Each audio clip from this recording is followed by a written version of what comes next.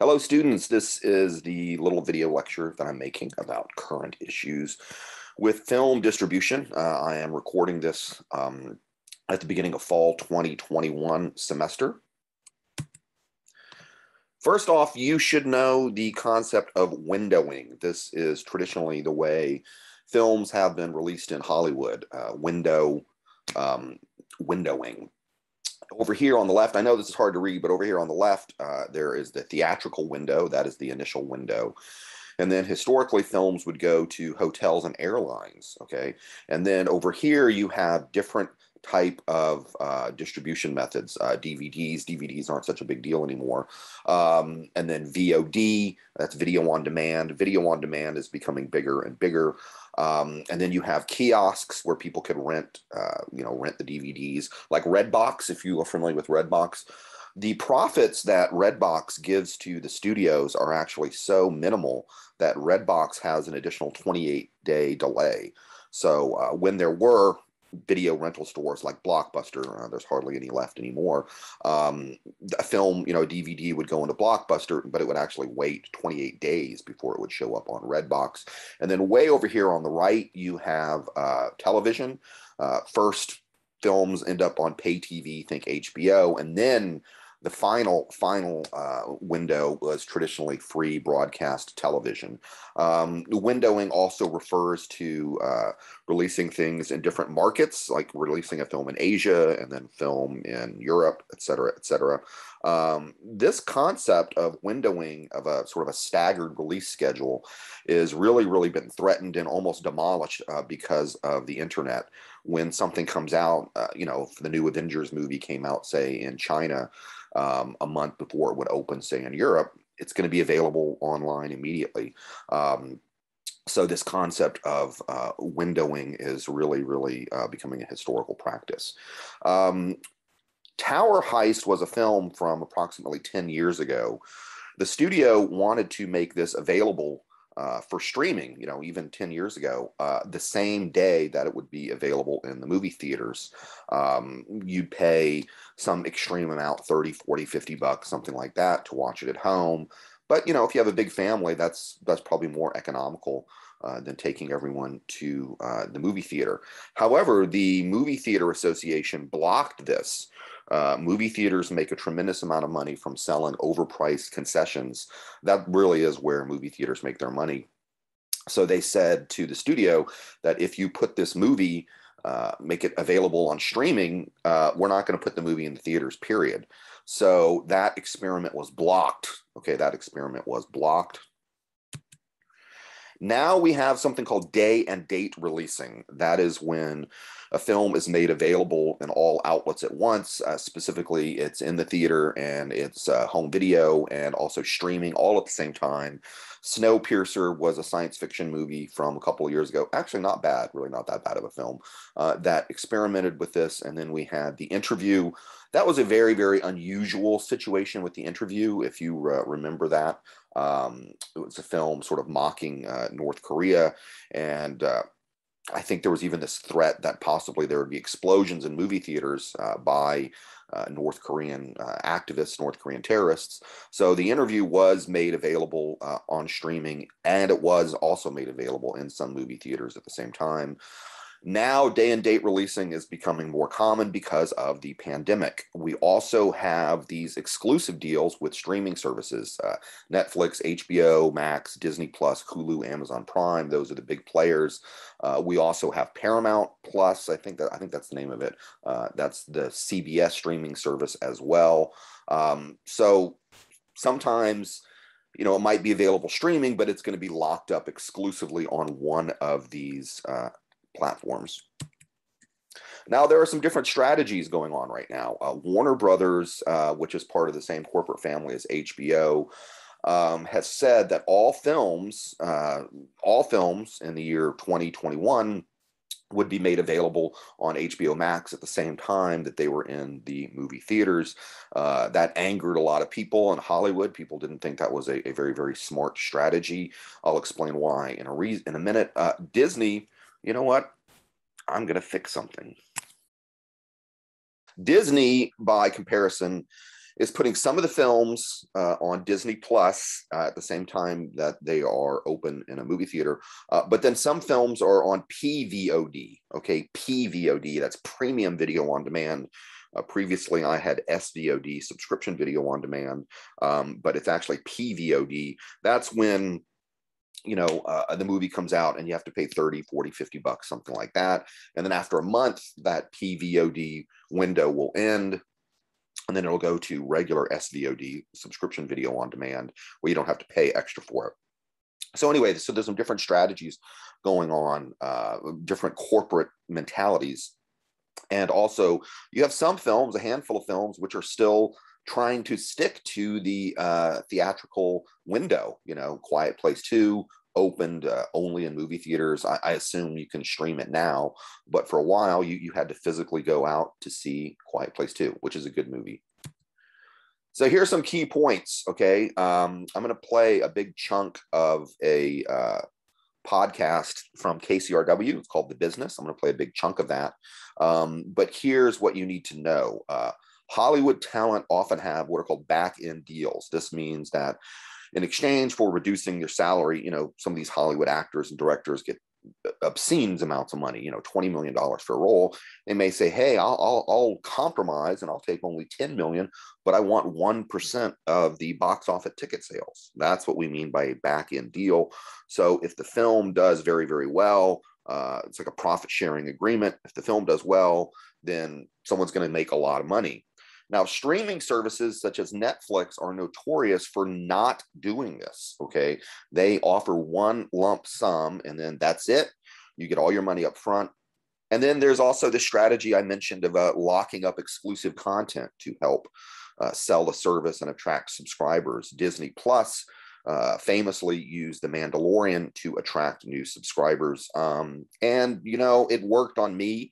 I signed up for Disney Plus to watch The Mandalorian. I was planning to cancel it once I watched all the episodes in The Mandalorian, and lo and behold, I just forgot to cancel it. Now I occasionally watch some of the Marvel movies and some of the other stuff. So, it's just yet another thing I pay for. Okay, Black Widow versus Disney. Scarlett Johansson, right now, at the time of this recording, is engaged in a lawsuit with Disney. She had a back-end deal for the movie Black Widow and was expecting a certain payday because of that she, it was going to be a big box office success. I'm assuming this deal was made in the pre-COVID era. She was expecting to get all this money from the box office. Well, when Disney put the movie on Disney Plus, they used it as a way to attract subscribers to Disney Plus. She doesn't get any of that money. And she was upset, saying, you're exploiting my work to sell your service.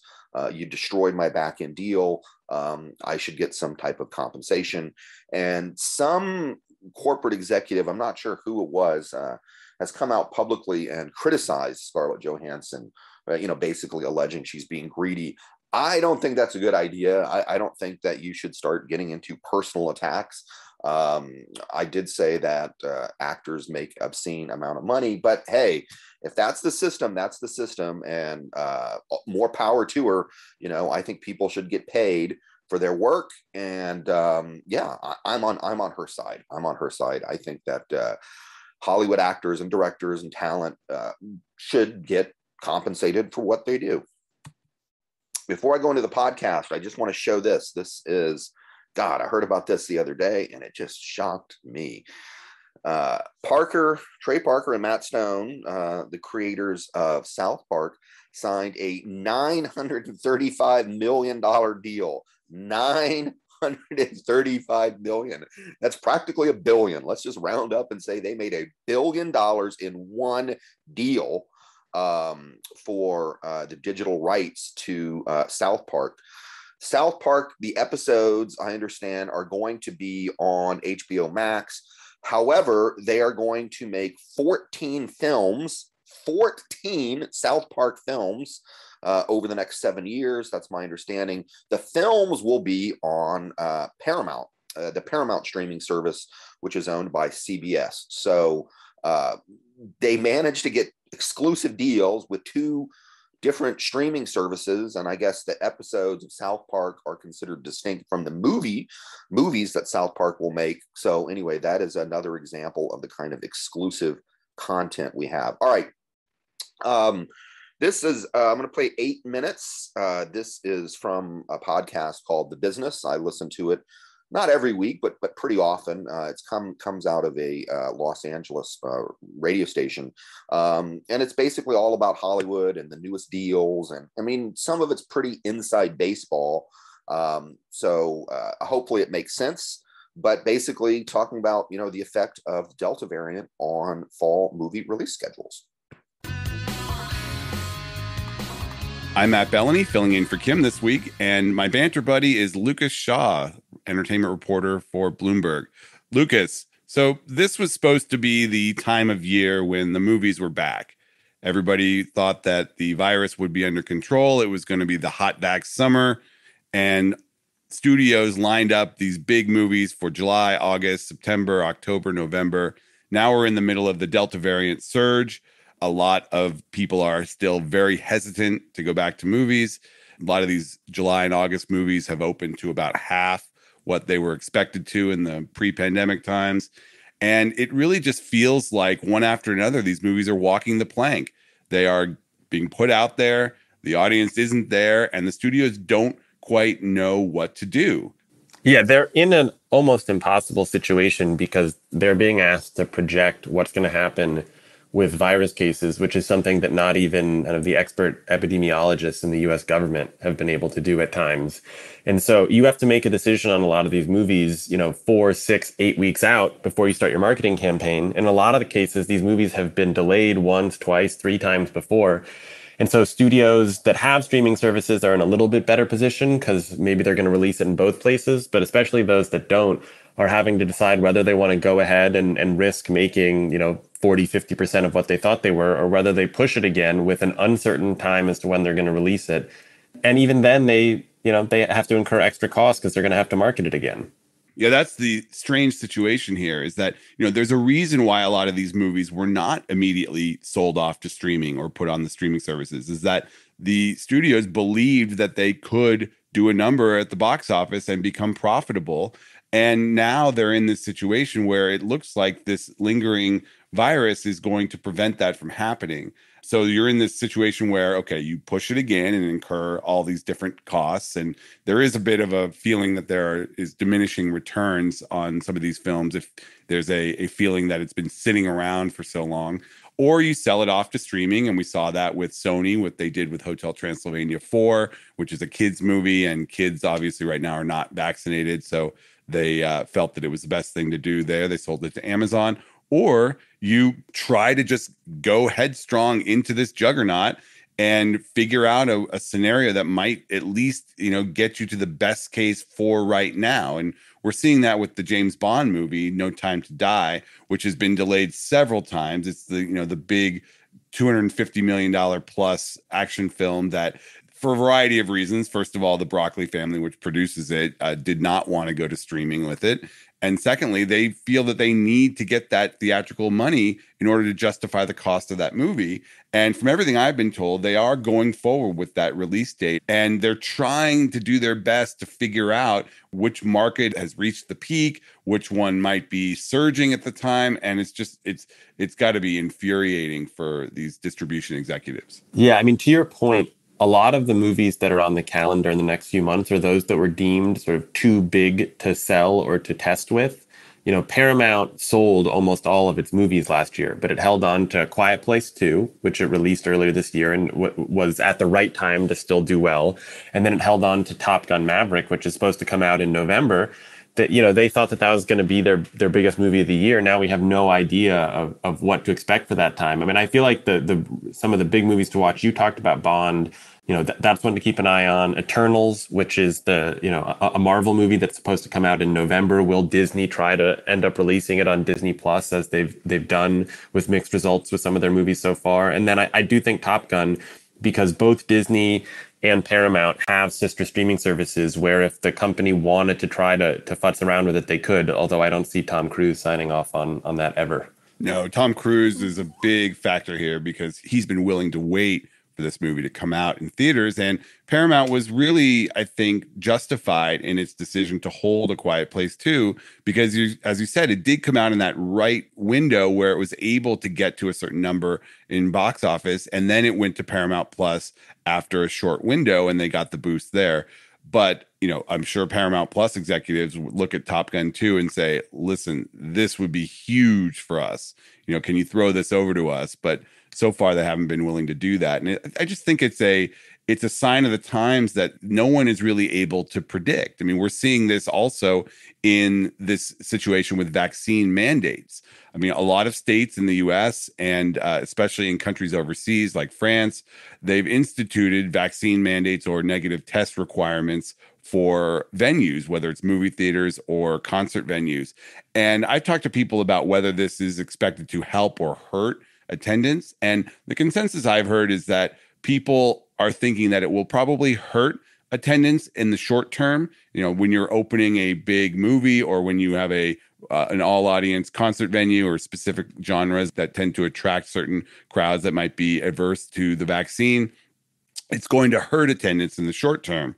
But in the long term, it may actually help people get vaccinated in greater numbers, which will ultimately help attendance. I mean, what are you hearing about this in the music world? Yeah, the music business is very divided right now. You've seen the biggest promoters, both Live Nation and AEG, have said that they will mandate vaccines or negative tests at all of their events. And then a lot of those decisions still come down to individual acts, smaller venues, and what they are willing to provide. Garth Brooks canceled his tour for the rest of the year. Nine Inch Nails has canceled some of its tour. But then you have a lot of these big festivals, whether it's Bottle Rock in Napa Valley or Lollapalooza, which already happened. A lot of big festivals are still going to go ahead because there's so many people whose livelihood depends on this, whether it's crew members, the acts themselves, some of the promoters, independent venues. There's a lot of people involved in some of these live music. Yeah, I was set to go to Jazz Fest in New Orleans in early October, and they canceled it because the caseload there in Louisiana is just terrible, and the vaccination level is so low. And when I called to cancel my hotel, the guy there was just so dejected, and everybody was canceling. And there is a residual effect of all these cancellations on these businesses in and around both the concert venues and to a certain extent in the movie theaters. I mean, a study put out by NATO, the theater owners, this past week said that $5 billion in spending is associated with people who go to movies. And that's not insignificant. I mean, it gets into a larger economic question when you talk about the viability of movie theaters going forward, if there's going to be significantly fewer releases and more movies going directly to streaming. And it's actually a much bigger issue, I think, for the movie business than for concerts, because concerts, you're targeting super fans for very specific nights instead of needing like repeat customers. I mean, I feel like what we're seeing in the movie business is you'll have a movie that still will post a pretty solid opening weekend, and then it just craters because all the people who want to go see it are probably going to go see it those first couple of weeks, and you're not going to have the long tail. Whereas with a concert, you can sort of time it out a little bit better so that you get the people you need in each individual market. Yeah, someone described it as people are not going to the movies. They may show up for something that specifically speaks to them and they feel that they have to see now, but the casual moviegoer is really dropped off. Thank you, Lucas. Thanks, Matt. That's Lucas Shaw, entertainment reporter for Bloomberg. I'm Matt Bellany. Kim Masters will be back next week. KCRW sponsors include Amazon Prime Video.